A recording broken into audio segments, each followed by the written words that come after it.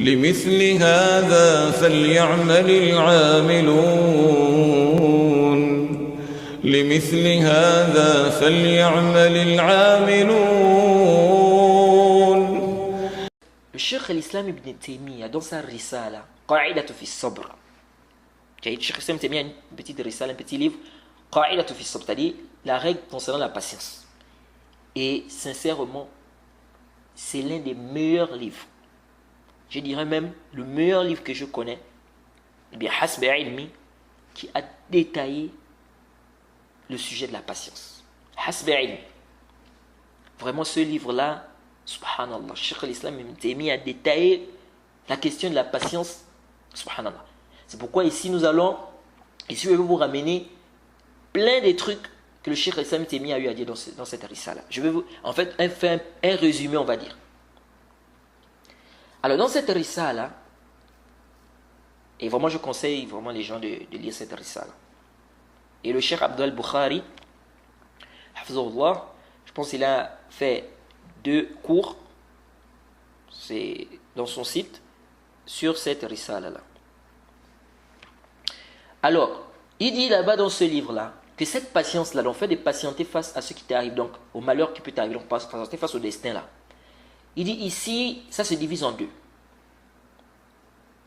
Il y a ceux dont tu n'as aucun choix dedans, ni volonté, comme la maladie. La maladie. Il dit ça, il est facile ici de patienter dans ce cas-là. Quand tu as dit c'est le destin d'Allah. Car si le serviteur témoigne que ça vient d'Allah, que personne, c'est-à-dire, c'est pas quelqu'un qui a été la cause de ça. Par exemple, quelqu'un se lève, il a mal à la tête.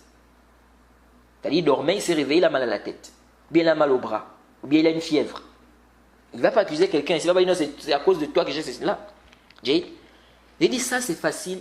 La personne peut facilement patienter ici. La personne peut facilement patienter ici. Soit par contrainte, quand il s'est dit qu'il n'a pas d'autre choix. Qu'est-ce qu'il peut faire? C'est là qui a décrété ça. Il soit par ikhtiyar, par son choix. Ici, si le serviteur pense, cette patience-là, elle est sale. C'est-à-dire, le fait que tu aies eu un malheur dont personne n'a été la cause. C'est Allah subhanahu wa ta'ala qui a fait. C'est-à-dire, tu t'es réveillé, tu es tombé malade. Comme j'ai dit là, tu t'es réveillé, par exemple, tu as mal à la tête ou tu as mal au bras. Le Cheikh l'Islam Ibn Taymiyyah te dit ceci. Il dit, si le serviteur pense au fait que ce malheur-là, c'est-à-dire il pense à ça, que ce malheur que j'ai eu là, cette maladie, ou bien le mal de bras, ou bien le mal des yeux, ceci, cela, s'il pense ici que c'est une expiation de ses péchés, et qu'il va tirer profit de cette maladie parce que ça va être une expiation de ses péchés, qu'est-ce que le Cheikh Ibn Taymiyyah a dit?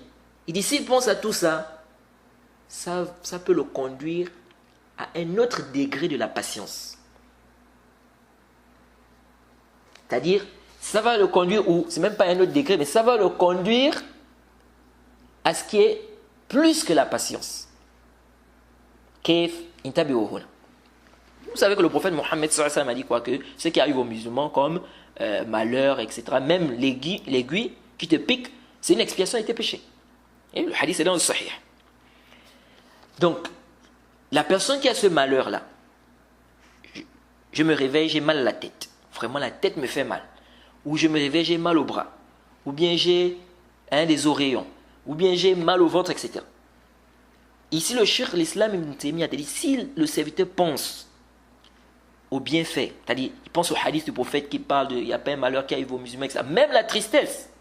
Le prophète a dit, même la tristesse dans le hadith, c'est-à-dire, même le fait d'être triste, c'est une expiation de tes péchés. Donc, si le serviteur pense à tout ça, que ça va être une expiation de ses péchés, qu'est-ce que le Cheikh l'Islam Ibn Taymiyyah a dit? Il dit, s'il pense à tout ça, ça ne va pas seulement ça ne va pas seulement le pousser à patienter. Là, Mais ça va le pousser à faire quoi? À remercier Allah pour ce malheur ou cette maladie. Et donc, il va arriver à quel degré? Il va arriver à ce qu'on appelle ar-rida. Il va arriver au degré du rida, de la satisfaction. Il va arriver à, vraiment, la risala du Cheikh al-Islam Taymiyyah là, sur le sabr, c'est une risala, subhanallah. Il te dit ici, quand tu penses au bienfait, c'est-à-dire au fait que ce malheur-là, c'est une expiation de tes péchés, tu vas faire quoi? Ça va te pousser à remercier Allah. Pourquoi? Parce que la maladie là va faire quoi? Va être une cause d'expiation de tes péchés. Et donc, qu'est-ce qui va se passer si tu vas même remercier Allah pour ça? Et là, tu vas atteindre le degré de quoi? De rida, la satisfaction. Donc, tu vas être satisfait de cette maladie. Pourquoi? Parce que tu sais que c'est une expiation de tes péchés.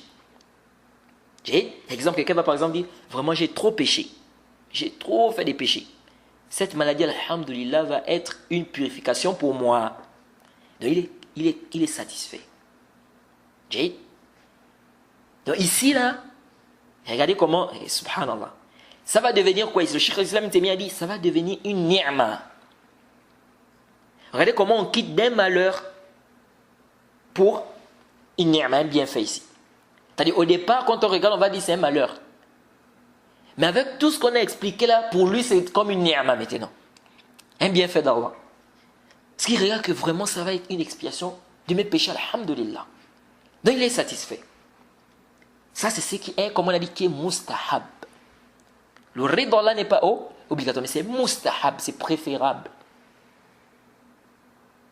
Donc, ici, ce malheur ou cette maladie est devenu quoi? C'est devenu un bienfait pour lui. Et c'est ça l'importance d'apprendre la croyance, le tawhid, l'i'tiqad. C'est ça l'importance.